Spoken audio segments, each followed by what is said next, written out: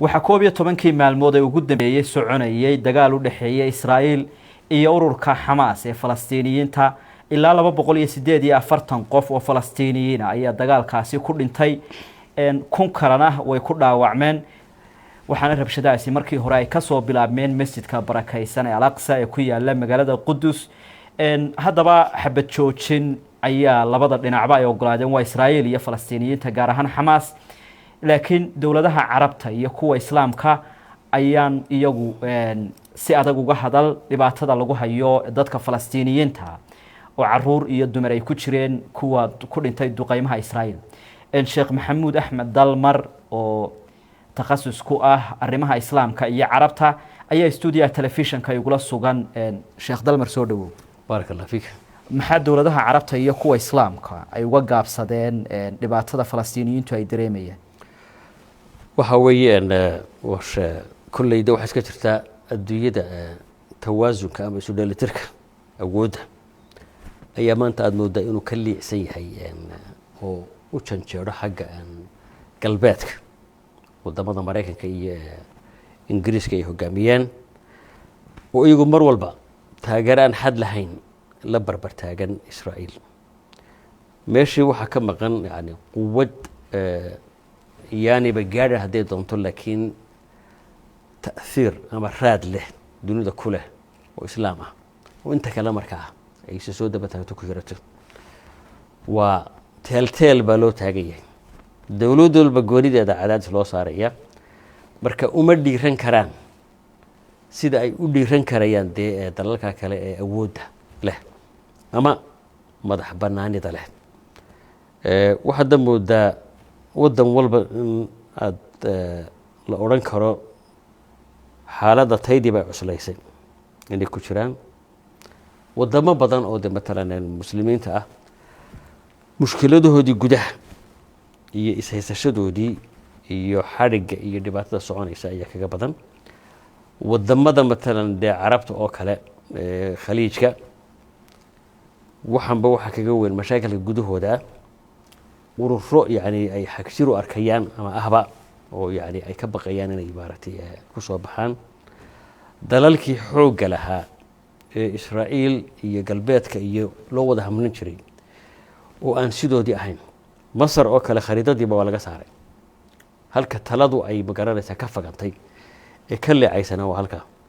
quwadda Masar marka ay tamarinayso waxa weeye carabta kale oo dham ayaa u hamranaysa hadalka ay yiraahdaan iyo ficilka ay yiraahdaana ay sameeyaana mid markiiba raadkiisa iyo uumigiisa la arkayo laakiin Masar imaka muddo 4 sanadood ka badanba khariidadaba waa laga saaray kaalinteedii waxa ku soo ururtay marka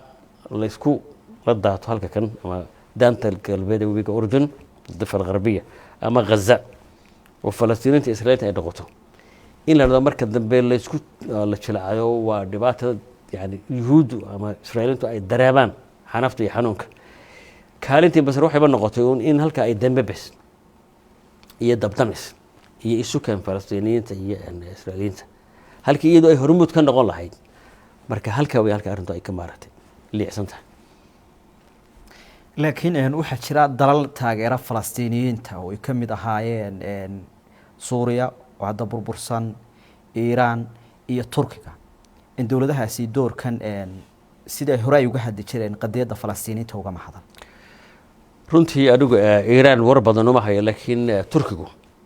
sidii ay ahayd in looga hadlo iyo intii laga oran lahaaba waa ka yiri meel wax la soo mariyay oo balala ay hayeen yani Turkigu diyaar wuxuu u yahay xitaa dawladan Erdogan iyo ragiishu in ficlan ay meesha de ka muuqdaan oo tagaan laakiin de waxa weeyaan waxa la isu raaciyaa barisay isu xigaan baa la isu raaciyaa dadka waa laga leeyahay Masar iyo Suuriya kaalintoodii Urdun kaalinteedii wadamadii khaliijka ee adduunka hayay kaalintoodii wixii oo dhan baa shaashaysan oo meesha ka maqan marka مثلا de Pakistan iyo Indonesia iyo Turkey iyo Iran waa yani baawaro ama quwado aan carab ahayn cajam ah iyagaana kaga kulul qadiyadda falastiiniyiinta carabtii maanta laakiin dee halkee laga soo gaadhi bakistan iyo indonesia goormay soo gaadhi kaabiga raggii fadhiyey ee ay ahayd inay maaragtay arrintan wax ka qabtaan ama ka dhiidiyaan ayaad moodaa dee in bustoqoyan saaran yahay israa'iil waxay ku fidaysaa dhulka falastiiniyiinta qadiyadan qudheed waxay ka kacday xaafado ku yaala beriga qudus oo israa'iil ay doonaysay in yuhuudda lagu deegaameeyo ma moodaa falastiiniyiintu in hadda khariidadoodiiba meesha laga sii saarayo waa talo beri hore la gaadhay oo in shacbi falastiin la yidhahdaa uu jiroba yuhuudda uu iska dhetiri jirtay golda mayer ruux dumaroo loola jiro ra-iisul wasaare beri ka ahayd ayaa waa tidhi wax shacab falastiin la yidhahdaa ma jiro maba jiro weligiiba laakiin gadh adayga iyo geed adeegnimada shacabka reer falastiin sidaa ku tegi maayaan waa dad aada moodo dee adduunyadii inay iska aqbashay inta xitaa dee u yara damqanaysa ama aan la jeclan inay dee sidaa ku tagaan waa laga xoog roon yahay laakiin sidaa ku tegi maayaan waxaana ka mid a waxyaabaha dagaalku xabadda iyo qumbuladda iyo madfaca keliya maaha siyaabo kale oo alla ku talagalay baa dagaalkan u soconaya waxaa ka mid a arrimaha ugu adag ee israa'iiliinta iminka haysta xaggii ma garanaysaa taranta iyo dhasha iyo ma garanaysaa kororka tirada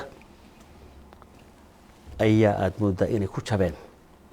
waayo markii 48 laga soo baxay filistiin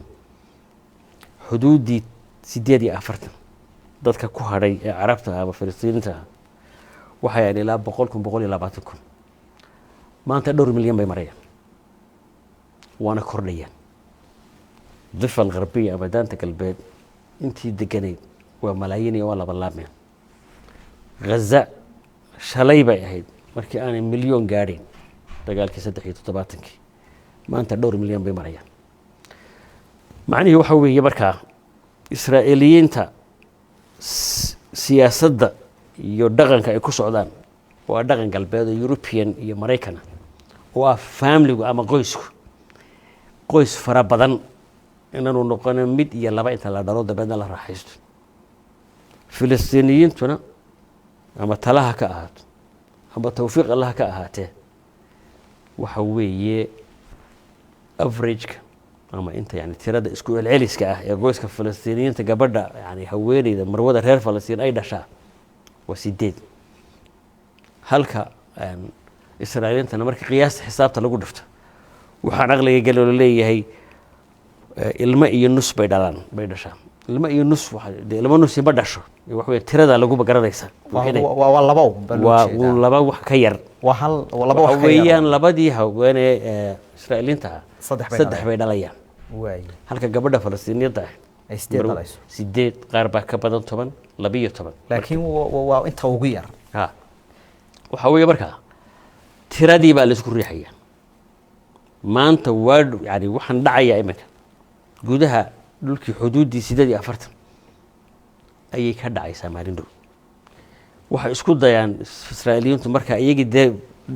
dhal sidaas ma hayaan inay soo waaridaan qof aliyaalo qofka yidhahda yahuudi baan ahaa ama ayay yahuudi baan beri lahaa in la dhahdo waa tahay kaale ruushku markii uu burburay